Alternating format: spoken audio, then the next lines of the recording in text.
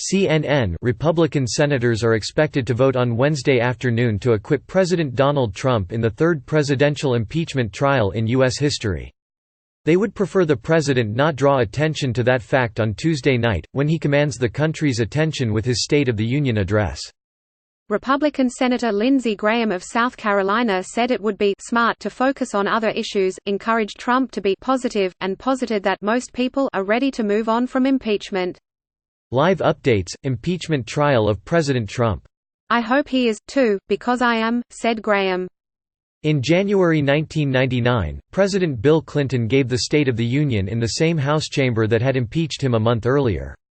Clinton would be acquitted by the Senate not long later but did not mention the proceedings in his address. "Clinton handled it pretty well," said Graham, who was a House impeachment manager at the time. Read more. Close dialogue. Sign up for CNN's Meanwhile in America, a daily analysis of U.S. politics for global readers. Sign me up. No thanks. By subscribing, you agree to our privacy policy. Sign up for CNN's Meanwhile in America, a daily analysis of U.S. politics for global readers.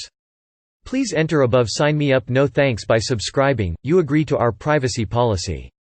You're on the list for CNN's Meanwhile in America, a daily analysis of U.S. politics for global readers. Close dialogue. It's unclear whether Trump will tout on Tuesday his expected acquittal. A senior administration official said Friday that the speech will be forward-looking and optimistic. Trump and Pelosi haven't spoken in months. Republicans in the Senate hope that is true. In interviews on Monday, Sens. Joni Ernst of Iowa, Roger Wicker of Mississippi, Marco Rubio of Florida, Bill Cassidy of Louisiana and Roy Blunt of Missouri all advised Trump not to discuss his impeachment. "If I were him, I'd avoid that subject," Blunt said. "It's time to move on."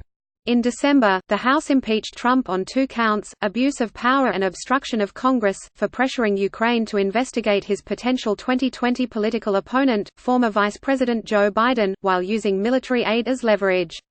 In January, 51% of Americans said the Senate should vote to convict Trump and remove him from office, according to a CNN poll.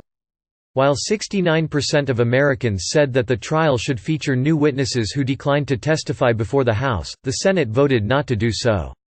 The Republican senators said Trump should attempt to unite the country. Ernst said she wanted Trump to tout the strong economy and pledge to fix the country's crumbling infrastructure, while Cassidy said Trump should talk about lowering the costs of prescription drugs. Still, they have little idea what he'll do. "Does anyone imagine they know what the president is going to do?" asked Cassidy. "I mean, not me.